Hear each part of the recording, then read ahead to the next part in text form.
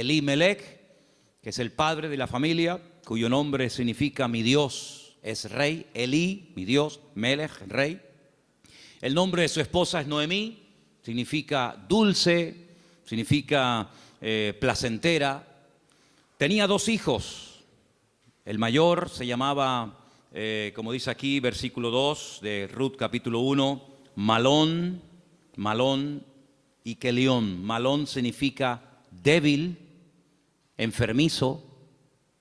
Probablemente era un joven, un niño que desde pequeñito fue muy enfermito y los padres lo vieron así muy flaquito, muy raquítico y le pusieron este nombre que espero que no se le ocurra ponerle a ninguno de ustedes a sus hijos. ¿Cómo se llama el niño? Enfermito, debilucho. Y el otro no se queda atrás. El otro, Kelión, significa abatido o consumido. Dicho en términos modernos, el hecho polvo de la familia.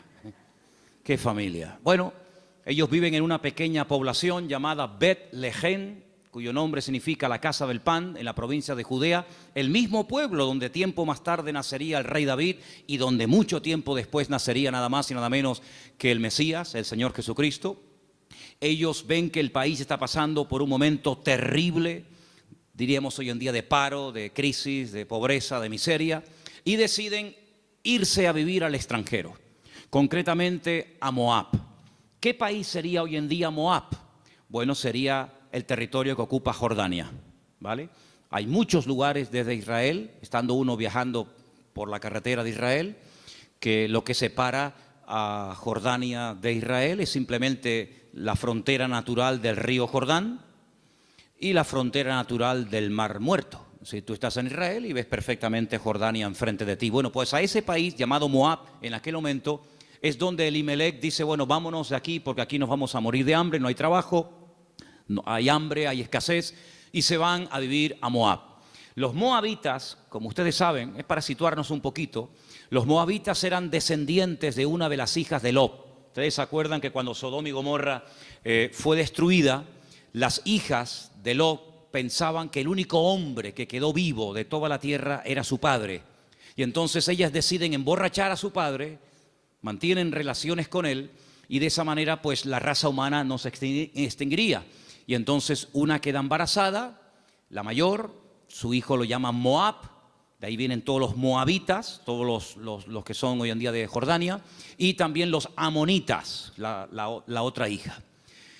Eran idólatras, el dios principal que se adoraba en Moab era Quemos, una idolatría terrible, y a ese lugar, simplemente porque hay trabajo, y simplemente porque hay comida, sin importarle el ambiente espiritual donde va a meter a su familia, allí se va Elimelech, el aventurero, y claro, con el paso del tiempo, lo que pareció o empezó muy bonito, termina en una auténtica tragedia.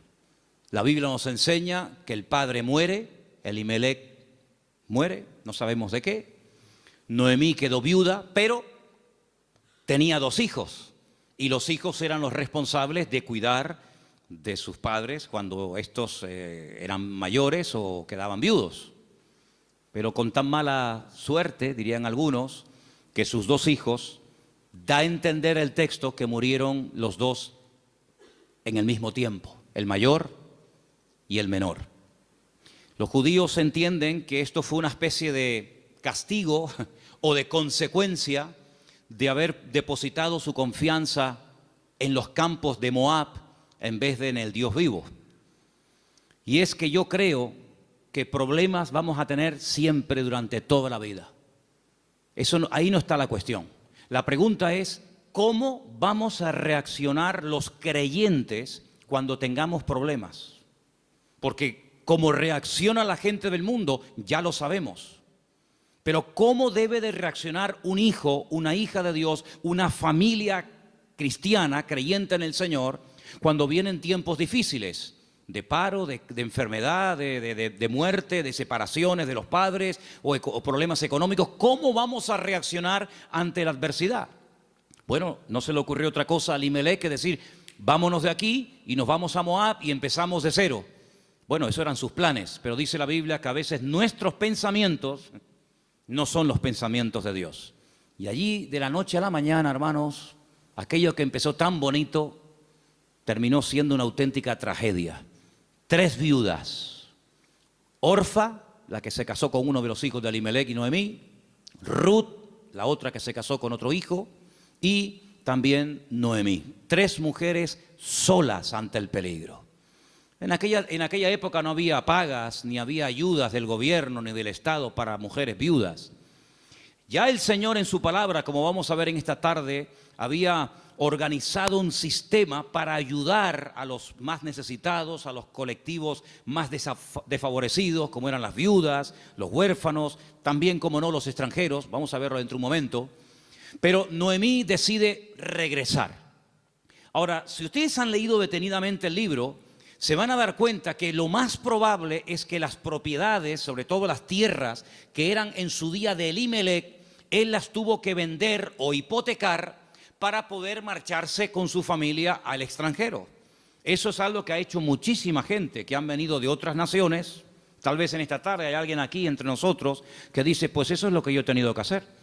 He tenido que hipotecar mi casa o pedir un préstamo a un banco o vender un terreno que yo tenía en Bolivia, en Argentina, en Ecuador, en Brasil o donde fuera, para poder venir a España, a Europa y empezar una vida nueva. Evidentemente eso lo tuvieron que hacer ellas, porque después vamos a ver que efectivamente eso fue lo que pasó. Así que ya no tienen propiedades, ya no tiene marido, ya no tiene hijos, y ahora no solamente está viuda, sino que ahora ya tiene unos cuantos años encima, y el presente y el futuro es realmente terrible, terrible. Las 2 nueras le dicen, no te preocupes, nosotras vamos a ir contigo, te vamos a apoyar, te vamos a sustentar. Pero hay un momento en el que Noemí se vuelve y les dice las siguientes palabras. Estamos en Ruth capítulo 1. Noemí le dice en el versículo 8 a sus 2 nueras, andad, volveos cada uno a la casa de su madre, que el Señor haga con vosotros misericordia, como la habéis hecho con los muertos, sí, con vuestros maridos y conmigo. Que el Señor os conceda hallar descanso, cada uno en la casa de su marido. Luego las besó y ellas alzaron la voz y lloraron. Realmente la tristeza, el desánimo, la depresión, la angustia, el miedo se había apoderado de estas 3 pobres mujeres. Y ellas le dijeron, versículo 10, ciertamente nosotras, fijaros tan plural, nosotras iremos contigo a tu pueblo. Verso 11, Noemí les respondió y les dijo, volveos, hijas mías, ¿para qué habéis de ir conmigo? ¿Tengo yo más hijos en el vientre que puedan ser vuestros maridos?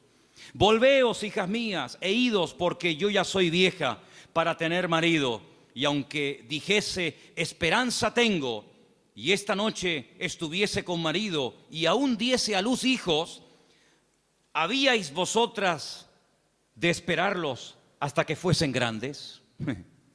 ¿Habéis de quedaros sin casar por amor a ellos? No, hijas mías, que mayor amargura tengo yo que vosotras, pues la mano del Señor ha salido contra mí.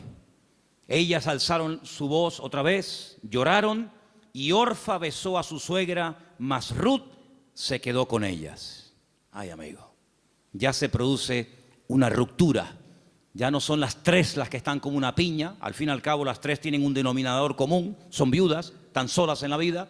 Sino que ahora dice la Biblia que una de ellas, Orfa, cuyo nombre significa terca o testaruda, toma una decisión.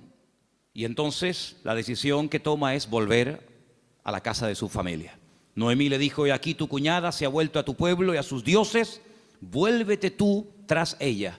A mí me llama la atención que la Biblia destaca no solamente el hecho de que ella vuelve a su familia, lo cual en cierto sentido es lógico, ¿verdad? Y normal, sino que añade algo que es muy significativo. Dice, ella se ha vuelto a su casa, a la familia de sus padres y a sus dioses. Yo dije al principio en la introducción que en Moab no se adoraba al Dios de Abraham, de Isaac y de Jacob. No era el Dios vivo al que se adoraba. Eran idólatras. Adoraban como Dios principal a Quemos, seguramente a otros más, a Baal, a Astarot, y sabe Dios a quién más. Por lo tanto, cuando ella se va a la casa de su familia, vuelve otra vez a practicar y adorar los dioses que probablemente, no tenemos 100% de seguridad para asegurar esto, Ella había dejado de adorar durante el tiempo que estuvo casada con uno de los hijos de Noemí. Ella vuelve otra vez atrás y vuelve otra vez, permítame la expresión, es una expresión bíblica, vuelve otra vez al vómito. Y a mí me hace recordar la historia de Orfa. No voy a hablar mucho de ella, pero sí quisiera destacar que, ¿saben a quién me recuerda Orfa? Cuando estaba preparando todo esto para el día de hoy compartir con ustedes, me venía a la cabeza el joven rico. ¿Os acordáis de la historia del joven rico? Un chico aparentemente que quería saber la verdad, que quería crecer, que quería respuestas a sus preguntas y a sus dudas. Y cuando el mismísimo Señor Jesucristo le dice, tú has hecho esto y esto y esto y esto, y está muy bien. Pero yo observo, yo noto que a ti te hace falta una cosa en la vida. Y te voy a decir qué es lo que a ti te hace falta. Y se lo dice, y dice que se puso muy triste y dio media vuelta y se marchó. Y ahí acaba la historia del joven rico. A pesar de que el Señor le dijo algo tremendo, ven conmigo. Pero él no estuvo dispuesto a pagar el precio. Viendo Noemí que una de sus nueras se ha vuelto atrás a sus dioses, a su antigua vida, le dice a la otra que le queda, a Ruth, versículo 15, he aquí tu cuñada se ha vuelto a su pueblo y a sus dioses, vuelve tú tras ella. Y ahora viene una de las declaraciones más hermosas de toda la Biblia. Versículos que mucha gente sabe de memoria porque son una declaración muy profunda de lo convencida que estaba, de lo dispuesta que estaba Ruth de no dar marcha atrás. Los leo, versículos 16 y 17. Ruth le dice, no me ruegues que te deje y me aparte de ti, porque a donde quiera que tú fueres, iré yo. Donde quiera que vivieres, viviré. Tu pueblo será mi pueblo y tu Dios será mi Dios. Donde tú murieres, moriré yo, y allí seré sepultada. Así me haga el Señor y aún me añada, que solo la muerte hará separación entre nosotras dos. ¿Cuántos dicen amén? Y allí se van estas dos mujeres. Claro, lógicamente Noemí es mucho más mayor que Ruth, pero allí emprende una aventura rumbo a lo desconocido. Se va Ruth a un país que no conoce, solamente de oídas, donde las costumbres, la religión, por decirlo de alguna manera, las leyes son completamente diferentes a la cultura, al país en el cual ella ha vivido durante toda su vida. Pero allí se va dispuesta a adorar al Dios de Noemí. Podríamos decir, en términos que nos podamos entender en esta tarde, que Ruth verdaderamente lo que decide es convertirse, no solamente ayudar y no dejar abandonada a su suegra, sino convertirse al Dios de su suegra y lógicamente también de su marido y en su momento de su suegro. Tu pueblo será mi pueblo, tu Dios será mi Dios. El Dios monoteísta, el Dios que no acepta que se adore a otros dioses aparte de Él, sino que, como dice en su palabra, al Señor tu Dios adorarás y a Él solo servirás. ¿Cuántos dicen amén? Allí se va Ruth rumbo a lo desconocido. Y saben, hermanos, hay un capítulo en la Biblia, que es el famoso capítulo de la mujer virtuosa de Proverbios, que si no me equivoco creo que es el capítulo 31, el último capítulo del libro de Proverbios, que se llama La mujer virtuosa, Eshet Hayil. Y Ruth es la única mujer en todo el Antiguo Testamento que recibe el título de Eshet Hayil, que significa mujer virtuosa. Es decir, que cuando leas el capítulo 31 de Proverbios y que te habla de la mujer virtuosa, tú dices, bueno, ¿y quién es una mujer virtuosa? ¿A quién puedo ver como punto de referencia en la historia de la Biblia para saber a lo que se refiere el Señor? Ahí la encuentras en el libro de Ruth. Una mujer sacrificada, trabajadora, fiel, que es capaz de renunciar a todo a cambio de nada, aparentemente. Una mujer que incluso está dispuesta a morir en tierra ajena. Y fíjate que me llamó la atención que José, que estaba muriendo fuera de su tierra, estaba muriendo en Egipto, antes de morir dice que él dio orden de que, como él sabía y anticipa proféticamente la liberación de la esclavitud de Egipto, él da orden para que sus huesos se los lleven con ellos cuando salgan milagrosamente de Egipto, y dice la Biblia que lo hicieron así, y durante 40 años, hermanos, los israelitas estuvieron dando vueltas y vueltas en el desierto, cargando los huesos de José hasta que llegan a Canaán y logran darle una digna sepultura. Sin embargo, Ruth no dice: cuando yo muera, por favor, lleven mi cuerpo, lleven mis huesos a Moab, sino que ella dice: donde a ti te entierren, que me entierren a mí ahí también al lado tuyo. Sí, una mujer decidida, una mujer comprometida, en otras palabras, una mujer con las ideas claras. ¿Cuántos dicen amén? ¿Cómo vamos a reaccionar frente a la adversidad? Porque si huyeron de Israel, de Betlehem, huyeron a Moab para buscar una mejor vida, ahora la tortilla se ha dado la vuelta. Ahora cuando regresan, ya sin marido y sin hijo, y con unos cuantos años encima, sola, viuda y sin recursos, hipotecada hasta las cejas y con otra nuera que la acompaña, pues no piensen ustedes que el retorno fue mejor que la ida. Es más, dice la Biblia que cuando las vieron entrar por el pueblo de Betlehem, toda la ciudad se echó a la calle diciendo: madre mía. Podríamos utilizar el refrán popular nuestro que dice: ¿quién te ha visto y quién te ve? La mujer salió, o las mujeres salían al encuentro a saludarla y le decían: Noemí, Noemí, tantos años sin saber de ti. Vienes sin marido, vienes sin hijo, vienes enferma, golpeada, herida por la vida. Y ella decía: no, por favor, no me llaméis nunca más, no me llaméis más Noemí, porque yo no tengo placer, no tengo contentamiento, ya no me alegra, ya no me llena nada en la vida. Por favor, llamadme Mará, Mará, que significa mujer amargada o afligida. ¿Qué te parece? Y ahora uno dice: bueno, ¿y ahora qué? ¿Ahora qué? ¿A qué se van a dedicar estas mujeres? Ahora sí quiero que vayamos al libro de Levítico, donde hay unos versículos que pocas veces se leen, pero vamos a ver que son muy interesantes, porque en ese pasaje de Levítico, capítulo 19, del 9 al 10, no sé si ustedes lo tenían buscado, ¿no? Okay.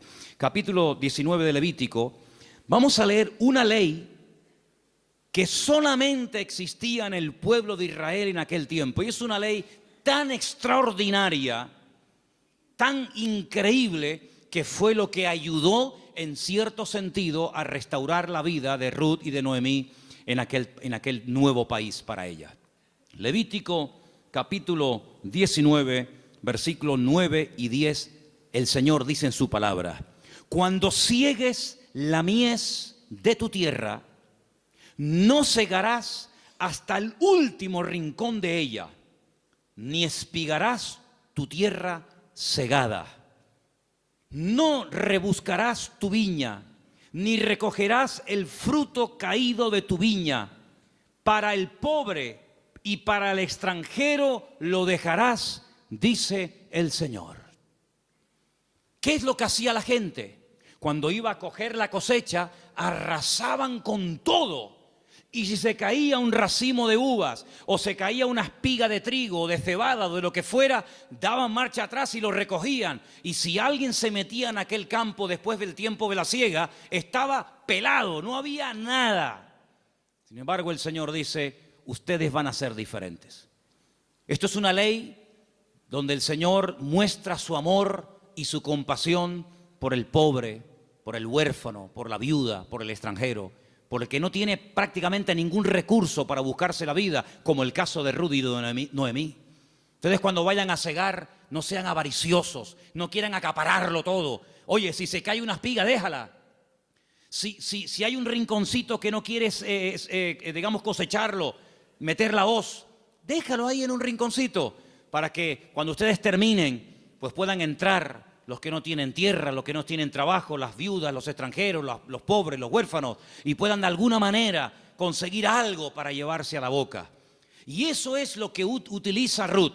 Como ella sabe, evidentemente por los labios y por la influencia buena de Noemí sobre ella, le dice: vete a espigar, vete hoy a buscar la vida. Noemí, ¿a dónde va a ir la pobre? Si la pobre ya está vieja, está enferma, está cansada, está desanimada, pero allí se va Ruth. Y si ustedes han leído el libro, dice que se va antes de la salida del sol, y cuando llega la noche aún está espigando en el campo. Es increíble. Ella podía haber recogido menos, pero ella está recogiendo para ella y también para su suegra Noemí. Y hay un momento en el que la invitan a comer. El dueño del terreno, un tal Booz, del cual hablaremos ahora, dice que pregunta, dice, ¿esta mujer quién es? Dice, esta es la nuera de Noemí. Lleva todo el día trabajando. Dice, denle de beber agua. Y cuando llega la hora del almuerzo, cuando llega la hora de la comida, la Biblia dice que la invitan a comer. Y ella dice que comió hasta saciarse, pero hay un momento en el que le sobra comida y en vez de tirarla a la basura, como la mayoría de la gente hace cuando le sobra comida, dice que ella la guarda. Y cuando llega a la noche a la casa de Noemí, dice que le enseña un efa. Un efa son 35 kilos, en este caso de cebada. Y dice, mira, esto es lo que yo hoy he espigado, después lo he tenido que desgranar para hacer la harina. Y no solamente eso, sino que te traigo la comida que me sobró al mediodía, te la traigo para que tú comas. Cuando le pregunta a la suegra, ¿en qué campo tú has estado hoy? ¿Dónde has trabajado? Y le dice, he trabajado en el campo de un tal Booz y me ha tratado muy bien. Le ha dado orden a sus criados, a los jornaleros, de que no se metan conmigo, de que no se rían de mí, de que me traten bien, de que no me hagan pasar vergüenza. Y le dice Noemí, pues si en ese lugar te ha ido bien, sigue ahí. Eso me llama mucho la atención. Dice, no cambies de campo. Si en un sitio te ha ido bien, ¿para qué ir a otro sitio? Ayer estábamos en el sur y hablando con un señor venezolano que ha montado un negocio, me dijo una frase que yo en mi vida había oído y nos gustó mucho y nos impactó. Y dijo, nunca vuelvas al lugar donde un día fuiste feliz. Porque si vuelves a un lugar hace años donde fuiste feliz, nunca más volverás a experimentar la felicidad que añoras. Oye, me impactó aquello. Y me vino a la cabeza el texto que dice, nunca digas que los tiempos pasados fueron mejor que el tiempo presente. Dice, porque no hablarás con sabiduría. Pero Noemí se da cuenta de que hay un hombre que se llama Booz y resulta que se da cuenta la viuda Noemí de que ese tal Booz, cuyo nombre significa mi fortaleza, resulta que es Goel. Ahora hablaremos de esta palabra que es una palabra de vital importancia en la Biblia. Aprendan de esa palabra. Viene del verbo Gaal. El verbo Gaal en hebreo significa libertar. Goel es la palabra que se traduce al castellano por la palabra redentor. Ahora vamos a ver lo importante que era la figura del Goel, porque en cierto sentido vamos a ver que Booz es un tipo de Cristo. Fíjense qué importancia tiene esto. Resulta que había una ley, que vamos a leerla, hemos leído la ley de la siembra, de dejar trozos para los pobres, para las viudas, pero en Deuteronomio capítulo 25 hay una ley muy interesante que yo no sé, si la tuviéramos que poner en práctica nosotros hoy en día, si estaríamos dispuestos a cumplir con esto. Yo no sé, pero es muy interesante, no sé si alguna vez la has escuchado. Dice así, Deuteronomio capítulo 25, del versículo 5 en adelante. Dice así la palabra, escucha. Cuando hermanos, varones, habitaren juntos y muriere uno de ellos, como el caso de Malón y Kelión, que eran hermanos que vivían juntos, si muere uno de ellos y no tuviere hijos, la mujer del muerto no se casará con hombre extraño.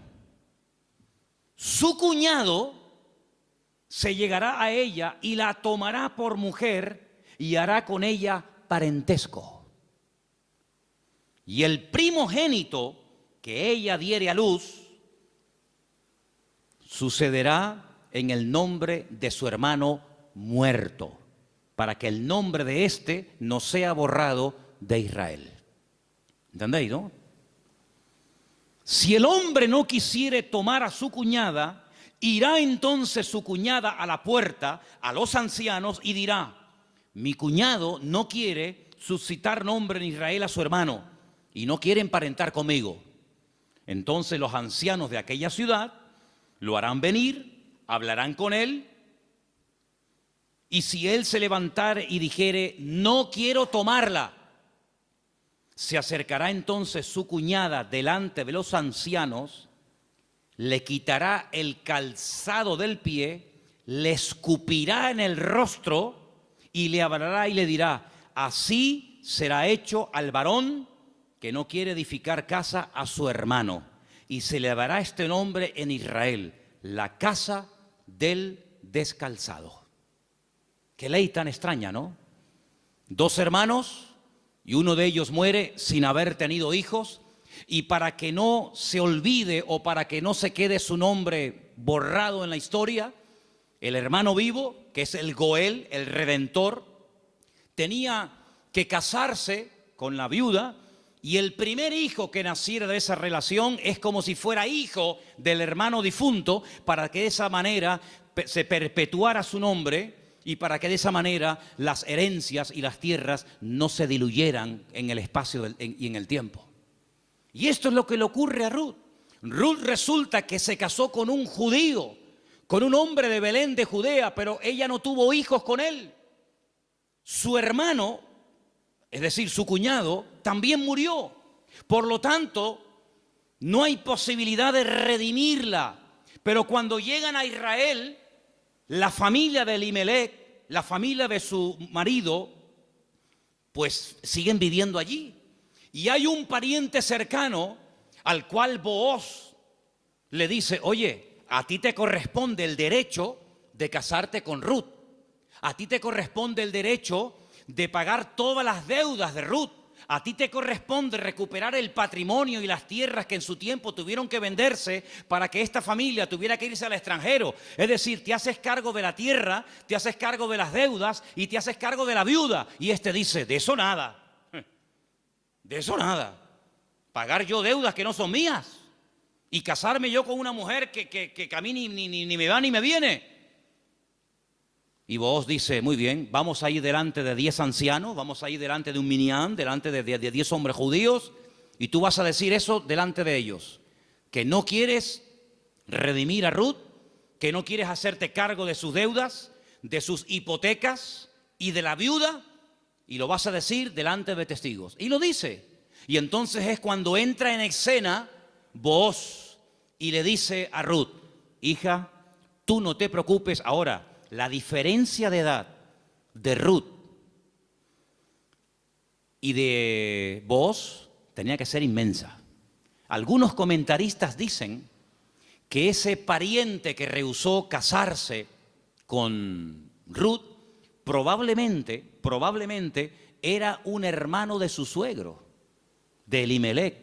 Y algunos comentaristas también he oído que opinan que Booz puede ser que también estuviera emparentado con su suegro, de tal manera que ya era un señor mayor, una persona ya de cierta edad, había una diferencia de edad tremenda.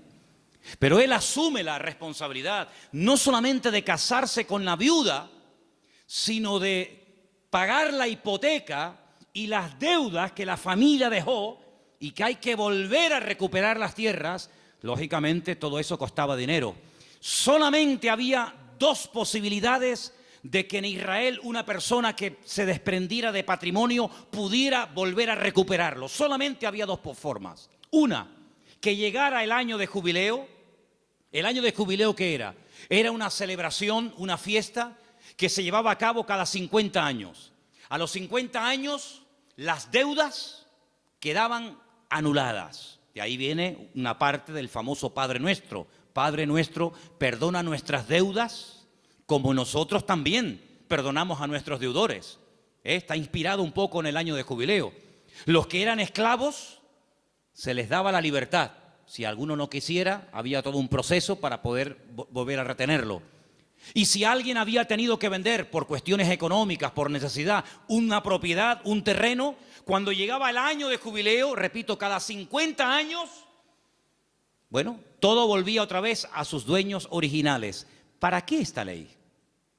Para recordarle al pueblo de Israel que la usura, el querer cada vez tener más y más y más y más y más, a cambio de las desgracias ajenas, eso no se podía dar en el pueblo de Israel. Cada 50 años se empezaba de cero. Nadie le debe nada a nadie. Los ricos no iban a ser cada vez más ricos y los pobres cada vez iban a ser más pobres. De esa manera era una ley justa, una ley donde se le daba oportunidad al que se había endeudado y jamás iba a poder pagar las deudas.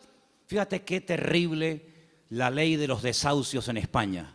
600.000 familias, 600.000 familias, multiplica por 3 o 4 miembros cada familia, estamos hablando ya de millones de personas, tuvieron que dejar la casa que no podían pagar, los padres en algunos trancarle la nómina y un alto porcentaje se lo quitaron, es decir, un sistema faraónico donde te ofrecían todo los bancos a cambio de nada y te llamaban y te ofrecían todo llamándote a tu casa, y una vez que te tienen en su territorio te aprieta el nudo, amigo, y de aquí no sales nunca.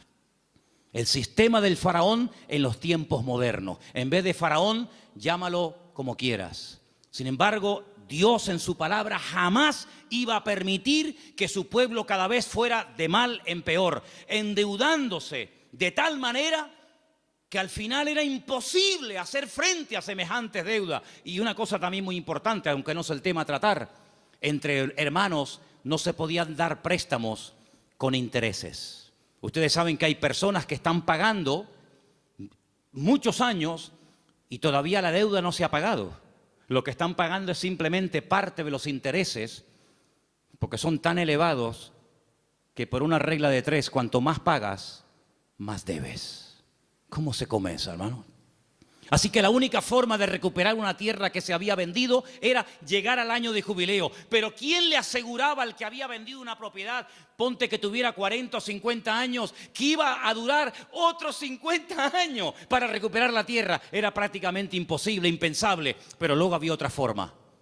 Era otra forma. Pero claro, ahí había que tener mucho amor y mucha compasión. Y era decir, no es mi deuda, entre comillas, no es mi problema, pero yo voy a redimirte, yo voy a ser tu Goel, yo voy a asumir cuánto debes. Pues mira, tuve que vender la casa, tuve que hipotecarla, tuve que vender el terreno, tuve que hipotecar los animales. En algunos casos tuve que vender a mis hijos como esclavos a trabajar a jornal durante un tiempo. Yo me hago cargo de todas tus deudas y encima me caso contigo, levantamos descendencia y empezamos una vida nueva. ¿Cuántos dicen amén? Bueno, hermano, eso fue lo que hizo el Señor Jesucristo por todos y cada uno de nosotros, ¿sí o no? Cuando vinimos al Señor, la inmensa mayoría de los que estamos aquí y muchos de nosotros, ¿cómo vinimos al Señor? ¿En nuestro mejor momento? Yo pienso que la mayoría de los que nos hemos convertido al Señor, cuando vinimos a los pies de Cristo, vinimos en nuestro peor momento.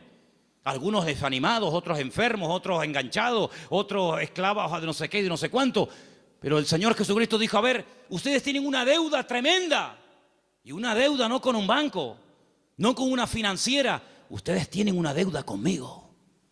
Y es una deuda que no se puede pagar con trabajo, ni con dinero, ni con lágrimas, ni con sudor. Es una deuda que solamente se puede pagar con sangre. Pero no cualquier sangre, sino con la sangre preciosa de Jesucristo. Y vuestra miseria, vuestra hipoteca, vuestra crisis material y espiritual, yo me hago cargo de ella. Y yo os compro a precio de sangre. Y por eso podemos leer en Primera de Pedro unos versículos tremendos, donde basados en la ley del Goel, el que redimía al que estaba destruido, Pedro dice, tenéis que saber, hermanos queridos, Primera de Pedro 1:18, que habéis sido rescatados. Eso fue lo que hizo Booz por Ruth, rescatarla, redimirla. Vosotros fuisteis rescatados de vuestra vana manera de vivir, la cual recibisteis de vuestros padres. No con cosas corruptibles como oro o con plata, sino con la sangre preciosa de Cristo, como de un cordero sin mancha y sin contaminación, ya destinado desde antes de la fundación del mundo. Cristo, antes de que existiera Adán y Eva, antes de que existiera el jardín del Edén, Él sabía que un día iba a venir a este mundo a morir en la cruz por los pecadores. Desde antes de que el mundo existiera, ya Él sabía que su destino iba a ser ese. Desde antes de la fundación del mundo, pero manifestado en los postreros tiempos por amor de vosotros. Y mediante él, ¿cuál creéis en Dios? Quien le resucitó de los muertos y le ha dado gloria, para que vuestra fe y esperanza sean en Dios. ¿Cuántos dicen amén? Este Booz es un hombre tremendo. Es un hombre que dice, bueno, yo soy rico, tengo tierras, tengo de todo. ¿Qué necesidad tengo yo de meterme ahora, permítame, en estos líos? Asumir deudas que yo no contraje. Si Elimelec hipotecó sus tierras y tuvo que vender sus casas, ¿a mí qué me importa? Diría alguno. Y si tuvo que irse al extranjero a buscarse la vida, y si allí murió él y sus hijos, y ahora hay una serie de mujeres que están las pobrecitas sin nada en la vida, ¿yo qué tengo que ver con todo esto? Pero Booz no es un hombre frío, insensible. Booz es un hijo de Dios, y los hijos de Dios tenemos corazón, no solamente cabeza. ¿Cuántos dicen amén? Hay que tener corazón, hermanos, en las vestiduras del sumo sacerdote, que las tenéis ahí si queréis ver cómo eran. El sumo sacerdote llevaba en su pecho los nombres de la familia de Israel, las tribus de Israel: Judá, Benjamín, Zabulón. Y el sumo sacerdote decía, pero si yo no soy de la tribu de Judá, ¿yo para qué tengo que llevar el nombre de una familia que no es la mía? ¿Por qué tengo yo que llevar en mi pecho el nombre de la tribu de Zabulón, si yo soy levita? Pero es que el Señor le enseñó al pueblo de Israel a través del sumo sacerdote que para servir a Dios y para creer en el Señor y hacer su voluntad, uno tiene que tener corazón. ¿Cuántos dicen amén? Hay tanta insensibilidad, hermano, incluso en el pueblo de Dios. Sí, dicen que España es un país muy solidario, el país de más donaciones de órganos del mundo. Sí, está muy bonito. Pero hermanos, el mundo no nos tiene que dar ejemplos a nosotros, ni lecciones de solidaridad y de amor, sino que somos nosotros los que deberíamos ser la gente más solidaria y los que más apoyamos al necesitado del mundo, porque para eso el Señor nos ha puesto en esta tierra. Y Booz dijo, no, yo no me voy a limpiar las manos como tú que te has limpiado las manos, porque los que habéis leído el libro, os habéis dado cuenta que cuando al pariente cercano le dicen, oye, que hay unas tierras que son preciosas, están abandonadas, porque Elimelec se tuvo que ir al extranjero, pero son unas tierras hermosas. Este dijo, uy, estas son para mí, porque ahora junto las mías con las de Elimelec, y cuando yo me muera, mis hijos tendrán más herencia. Y tiene unos campos, y tiene unos olivares, y tiene, pero vos le dices, pero espérate un momento. No solamente hay que recuperar tierras y propiedades, sino que aquí hay algo muy importante, y es que aquí hay una vida. Aquí no solamente hablamos de cosas, aquí hablamos de seres humanos. Qué interesante que Faraón decía, llévense las bestias, llévense los animales, pero déjenme las mujeres y los niños aquí. Qué curioso, ¿no? Interesante, ¿no? Y Booz dijo, no, si tú no quieres hacerte cargo de esta situación y no quieres coger todo el paquete, sino lo que te interesa, y renuncias, entonces yo hago acto de presencia. Y ahí entra Booz en escena, y dice la Biblia que se casan, y desde el momento en el que Ruth entra en contacto con Booz, su vida cambió radicalmente. Pero yo pregunto, ¿y este hombre tan bueno, tan solidario, con un corazón de oro, que sin comérselo ni bebérselo, se encuentra de la noche a la mañana teniendo que asumir una responsabilidad tremenda de atender a una viuda, con lo que eso conlleva, de atender también a una suegra que no era la suya, pero que viene en el paquete también incluida, de tierras, de hipoteca? Este pedazo de hombre, ¿de dónde salió? Algunas hermanas solteras que están orando para tener un compañero, un varón en la vida, dice, pero Señor, súpleme un Booz. ¿Dónde están esos hombres? Bueno, yo no sé dónde están, pero yo te digo una cosa, yo sé de dónde salió este. ¿Sabes de quién es hijo Booz? ¿Tú te acuerdas cuando un día el general Josué le dice a dos de sus soldados, vamos a entrar a Canaán, cosa que Moisés no logró hacer? A nosotros nos corresponde ahora entrar y tomar posesión de la tierra. Pero antes de entrar, vamos a hacer algo.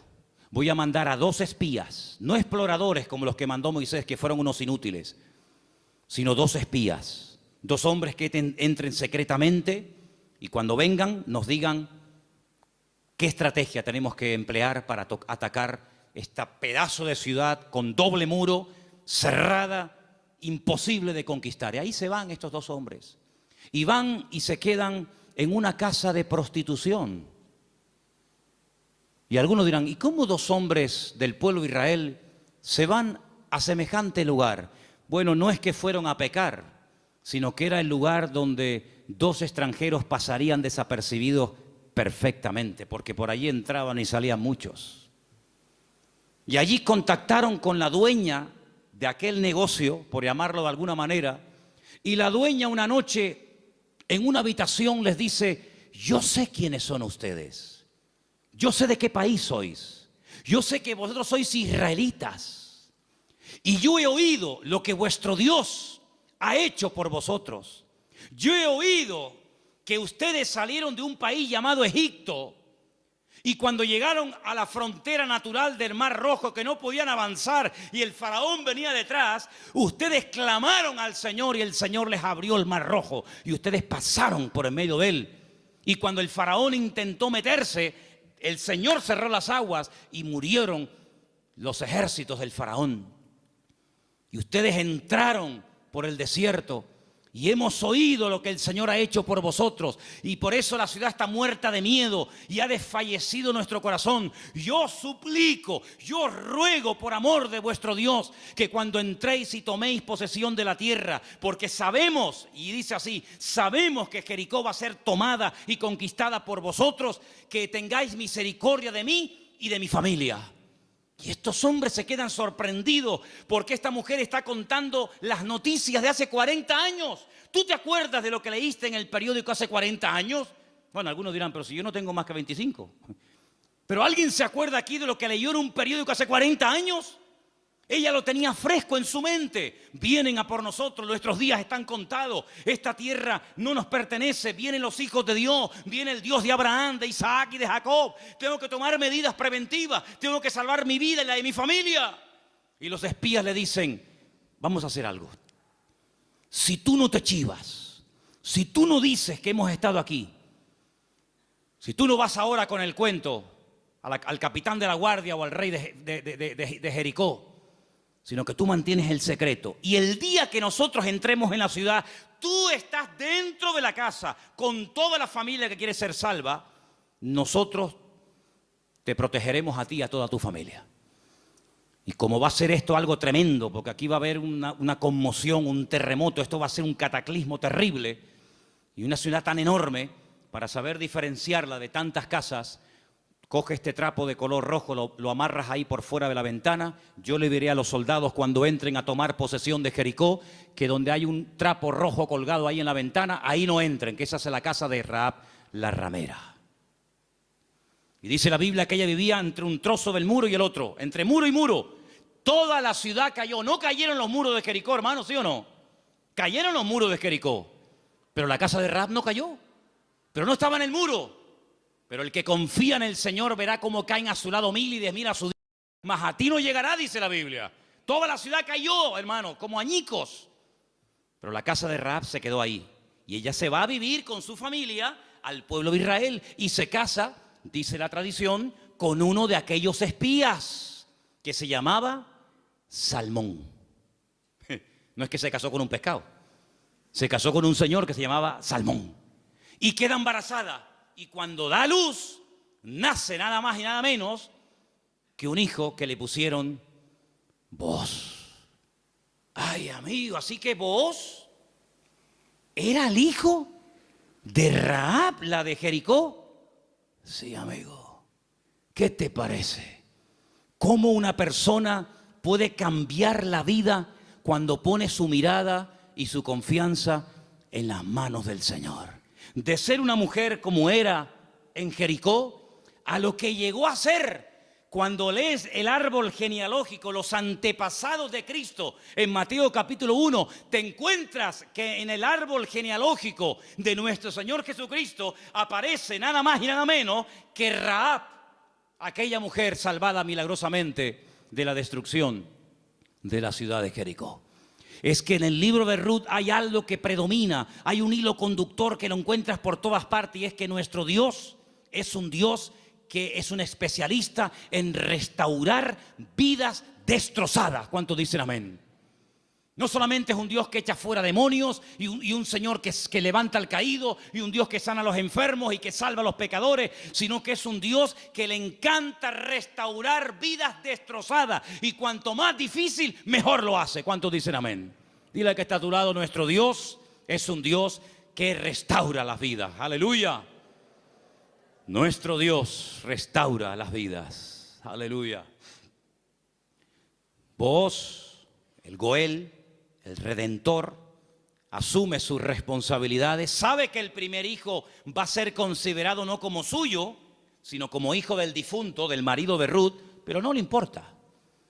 No le importa, porque él no se quiere llevar la gloria en ningún momento, sino que él quiere hacer la voluntad del Señor, aunque el precio a pagar sea ese. Y por querer preservar el nombre, la memoria, el recuerdo del primer marido de Ruth, este hombre pasa a la historia por ser un gran hombre de Dios. ¿Te das cuenta? Lo que uno siembra es lo que uno cosecha. ¿Cuántos dicen amén? Ahora, no solamente el Goel, el Redentor, era el responsable de pagar las deudas del difunto y recuperar las tierras y casarse con la viuda, sino que hay un elemento que quiero mencionarlo de pasada, no aparece en el libro de Ruth, pero lo quiero comentar, y es que era el responsable de vengar la sangre. Era el vengador de la sangre. Es decir, si por ejemplo al marido de Ruth lo hubieran matado, en vez de morir de una enfermedad, como aparentemente parece que murió, lo hubieran matado, Booz tenía la obligación de vengar la sangre del marido de Ruth. Era el que vengaba la sangre derramada inocentemente por cualquier persona. Pero eso no lo quiero tocar, pero también entra dentro de la responsabilidad del Goel. Ahora, hay 3 versículos que vamos a leer en esta tarde que son muy bonitos y muy interesantes, y por favor presten atención. Salmo 119, 154. Defiende mi causa y redímeme, vivifícame con tu palabra. Vuélvelo a leer otra vez, por favor. Defiende mi causa y redímeme, vivifícame con tu palabra. La figura del Redentor, la figura del Goel, estaba tan impregnada en la cultura judía, en la cultura bíblica, que los salmistas, los que escriben salmos y otras porciones de la Biblia, conociendo la importancia de este personaje tan trascendental para poder restaurar vidas destruidas, se inspiran en esa figura, y entonces el salmista, que seguramente es el autor del Salmo 119, el rey David, dice: redímeme, sé tú mi Goel. Fíjate qué importante era la figura del Goel en aquellos tiempos. Proverbios 23:11, por favor. Porque el defensor de ellos es el fuerte, el cual juzgará la causa de ellos contra ti. Ahí está, el Señor haciendo las veces del fuerte, del protector, del que cuida, del que redime, del que ayuda a levantar al que ha tropezado y caído. Realmente es algo realmente extraordinario. Y el último texto, Isaías 41:14. No temas, gusano de Jacob, oh vosotros los pocos de Israel. Yo soy tu socorro, dice Jehová. El Santo de Israel es tu Redentor. Amén. El Santo de Israel es tu Goel, es tu Redentor. Él es el que se va a encargar. Ahora, hermano, déjeme que les diga algo. El Goel, el Redentor, ¿de qué se hacía cargo? ¿Solamente de la viuda? ¿Solamente de las deudas? Se hacía cargo de todo. El primero renunció porque quería parte de la tierra, pero no quería asumir la responsabilidad de casarse con la viuda. Booz dice: no, todo o nada.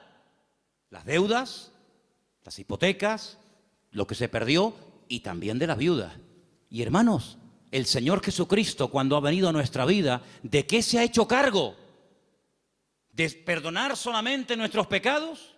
Bueno, gloria a Dios, si solamente hubiera hecho eso el Señor, perdonar nuestros pecados y prometernos la vida eterna, bueno, gloria a Dios. Pero es que hay mucho más que eso. Es que con la salvación, con la conversión, no solamente va incluido el perdón de mis pecados, sino la protección física y espiritual de mi vida. Y Él ha prometido suplir todas mis necesidades. ¿Por qué? Porque es mi Redentor, porque es mi Goel. ¿Quién iba ahora a darle comida y vestido y atender y cuidar y mimar y amar a Ruth? Pues tú, que para eso te has casado con ella, el Goel, el Redentor. Bueno, pues eso es lo que el Señor ha hecho con nosotros. En ciertos sentidos, como que se ha casado Dios con su pueblo, a su pueblo le llama su cuerpo, ese cuerpo tiene una cabeza que es Cristo, y Él es el que se encarga de todos y de cada uno de los detalles de nuestra vida. Entonces, yo no entiendo cuando hay creyentes que tienen una fe muy grande para una cosa y luego para otro dudan. Pero que el Señor se ha hecho cargo y ha comprado todo. Tus deudas, tus enfermedades, tus desánimos, tus miedos, tus angustias, tus complejos, tu pecado, todo lo ha comprado el Señor. Y Él va a hacer una obra total y completa en la vida de todos y de cada uno de nosotros. ¿Cuántos dicen amén? Hermanos, en el capítulo 3 del libro de Ruth, en el versículo 1, me llamó la atención leyendo, yo estuve leyendo en hebreo todo el libro y hay palabras que aparecen que son muy, muy interesantes. Pero hay una que particularmente me llamó la atención. En el versículo 1 dice: después le dijo su suegra Noemí: hija mía, ¿no te he de buscar hogar para ti, para que te vaya bien? Es decir, Noemí dice: yo voy a hacer todo lo posible para que tú a mi lado tengas algún día tu propio hogar. Y busqué la palabra hogar en hebreo. Y la palabra que aparece en el versículo 1, aquí traducida por hogar, es la palabra manoaj. Y cuando yo veo en el texto que pone manoaj, le digo a Elena: Elena, ¿no hay un personaje en la Biblia que se llama Manoaj? Y me dice: sí. ¿Quién era Manoaj? Sí, señor. Muy bien, hermano. Era el padre de Sansón, Manoaj. Y digo, voy a buscar lo que significa Manoaj. Y resulta de que me encuentro que la palabra hogar, Manoaj, se puede traducir por descanso, tranquilidad, reposo, quietud y otros tantos sinónimos. Y me pongo a buscar versículos en la Biblia, solamente vamos a leer 2. Me pongo a buscar versículos en la Biblia donde aparece la palabra Manoaj y me quedé sorprendido, porque una de las primeras veces que aparece la palabra Manoaj, traducida aquí en el texto castellano-español por la palabra hogar, es en Génesis 8:9, y os vais a quedar sorprendidos porque tiene que ver con un pájaro, tiene que ver con un animal. ¿Lo tenéis? Génesis capítulo 8, versículo 9, y dice así. ¿Lo tienen, chicas? ¿Sí? Vamos.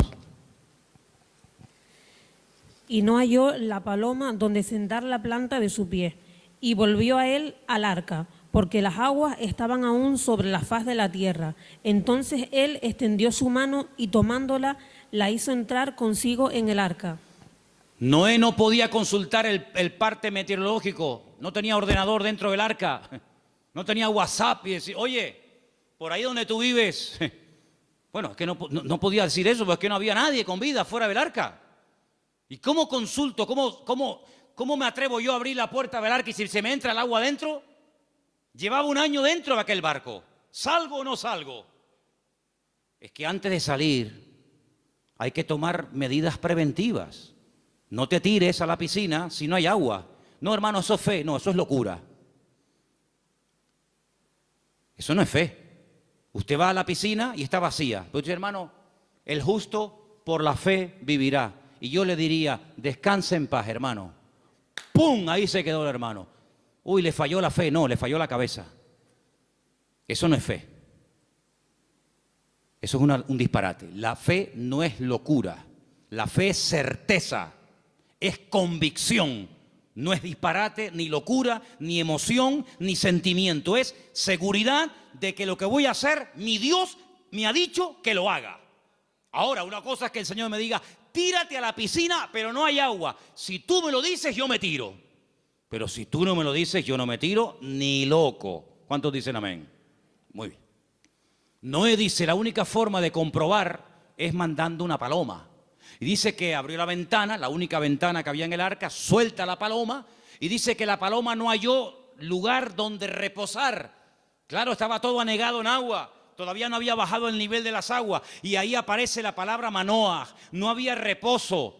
No había un lugar donde poder decir, bueno, aquí me quedo y aquí crío mis polluelos y aquí me hago mi palomar y no sé qué, no sé cuánto. No había. ¿Por qué? Porque las circunstancias todavía no estaban preparadas para salir del arca.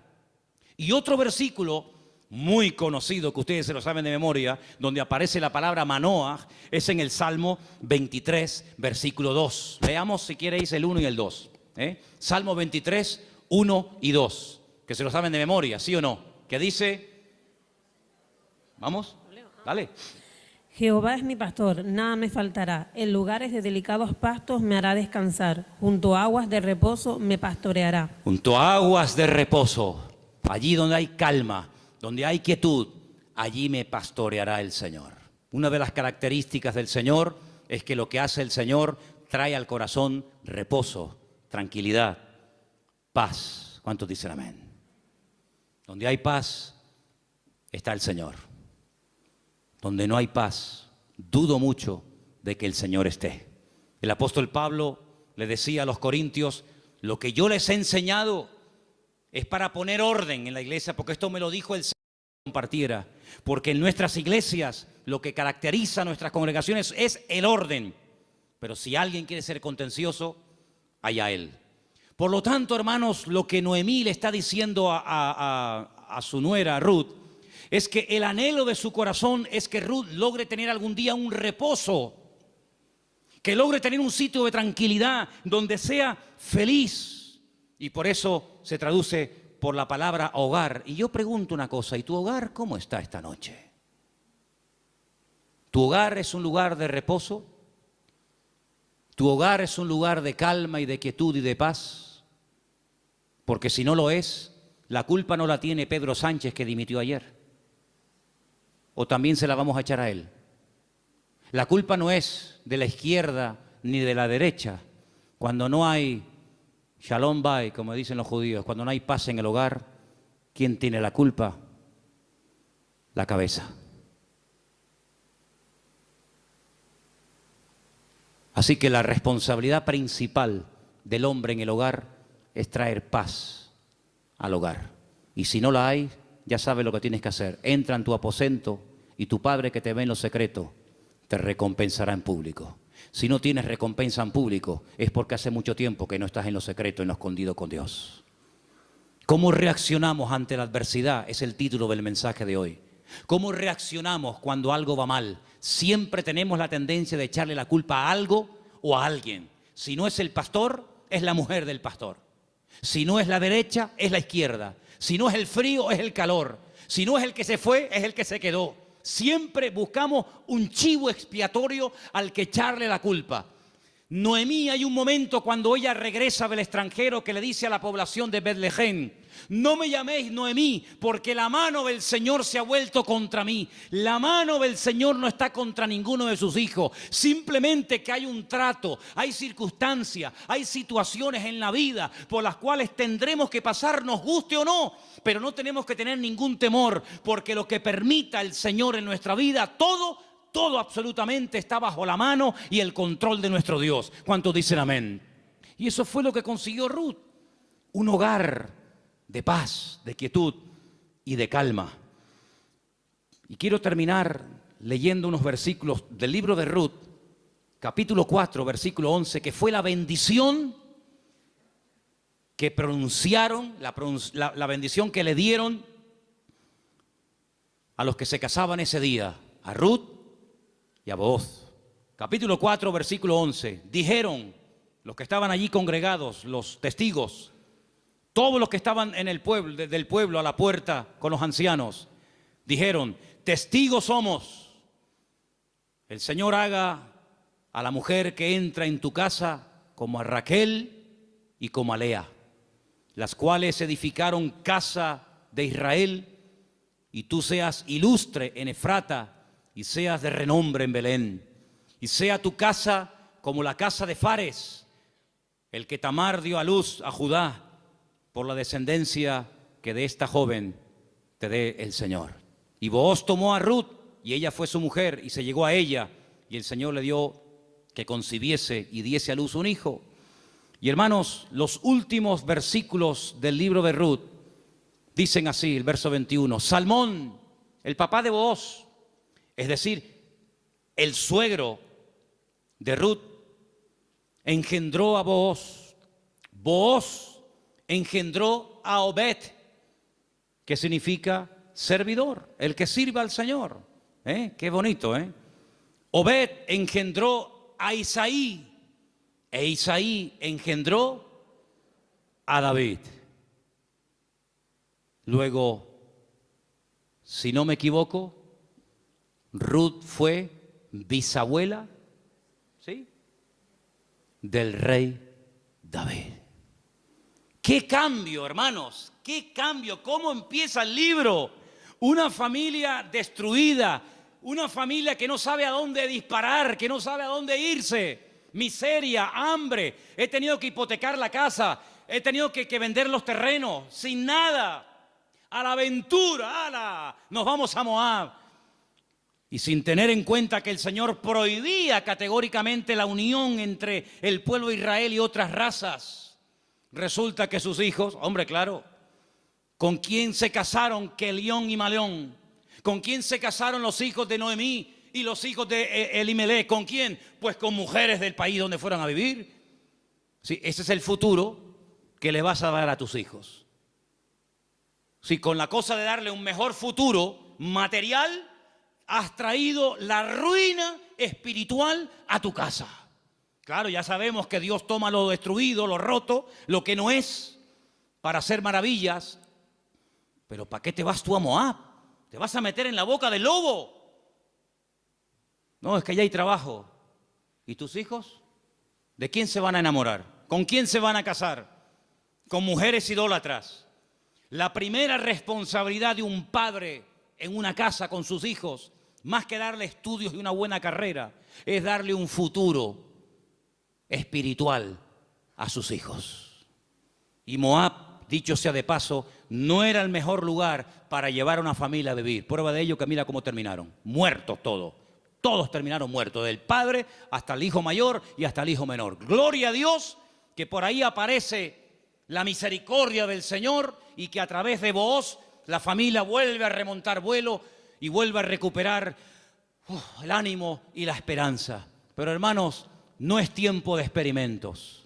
No es tiempo de será por aquí, será por allá, será esto. Vamos a descubrir los principios establecidos por el Señor en su palabra. La vida de un cristiano no es un laboratorio donde hacemos experimentos. Será esta, será aquella, será fulano, será mengano. Vamos a orar seriamente al Señor. Encomienda al Señor tu camino. Confía en Él y Él hará. Aleluya. Y no te impacientes por motivo del que prospera en su camino, porque pronto serán cortados y como la hierba verde se secarán, dice la palabra. En otras palabras, aprendamos a esperar en Dios.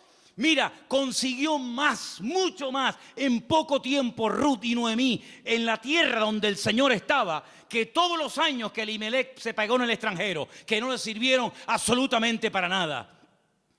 La respuesta no estaba en Moab, la respuesta estaba en Belén, más cerca de ellos de lo que se imaginaban. Y yo solamente quiero decirte algo. ¿De dónde viene el Señor Jesucristo? Los antepasados de Cristo, ¿quiénes son? ¿No son Obed? ¿No es Booz? ¿No es Rahab? ¿No es Ruth? ¿No es el rey David? ¿No es la tribu de Judá? ¡Claro que lo es! Luego, fíjate tú cuando una persona hace, como dice la Escritura, las cosas decentemente y con orden, las bendiciones que a corto y a largo plazo pueden llover y caerle a la vida de esa persona. Por lo tanto, hermano, no te precipites. Espera en el Señor, porque el libro de Ruth es muy pequeñito, 4 capítulos, pero es tan grande en lecciones. Y sobre todo, júntate con el que te puede edificar. Pégate como una lapa. Ustedes saben lo que es una lapa, ¿verdad? Pégate como una lapa a la persona que te puede bendecir. Le dice, y termino, Noemí a Ruth: no te separes de vos. Esta noche quiero explicar esto porque puede ser que algunos lo leyeron y dijeron, pero ¿qué le estaba proponiendo la suegra? Dice, esta noche vístete bien, úngete, ponte tus mejores vestidos, lávate, averigua dónde está durmiendo Booz, en la era, tú vete a la era. Cuando él esté dormido, tú te pones a sus pies. Y uno está diciendo, pero bueno, ¿qué le está proponiendo Noemí? Era la forma de la época de recordarle al Goel, oye, hey, que estoy aquí, por si no te has dado cuenta. Dice que ella se acurruca a los pies de Booz y a medianoche, cuando seguramente Booz toca el cuerpo de Ruth, se asusta y dice, ¿pero tú quién eres? No le pudo encender la luz, era todo oscuro y dice, yo soy Ruth la Moabita. Te recuerdo que tú eres el Goel, extiéndeme tu manto. Y entonces ahí es donde él se da cuenta de que en la vida no solamente es tener tierras y criados, sino que hay una responsabilidad muy cerca de ti, la cual tienes que asumir. Y entonces, hermanos, cuando Noemí se entera de todo esto, le dice, tú confía porque este hombre no dejará pasar mucho tiempo hasta que arregle este asunto. ¿No lo habéis leído en el libro esta semana? Tú ahora confía, tú ya has hecho tu parte. Claro, tú no puedes ir sucia a la presencia de Booz. Cuando tú vas a presentarte ante la presencia del Señor, tienes que lavarte. Lo que hacía el sumo sacerdote, lavarse afuera en el lavacro, las manos, los pies, el cuerpo, para luego entrar a la presencia del Señor. Tú haces exactamente lo mismo que hacía el sacerdote, pero tú lávate. ¿Por qué? Porque si tú vas oliendo mal y quieres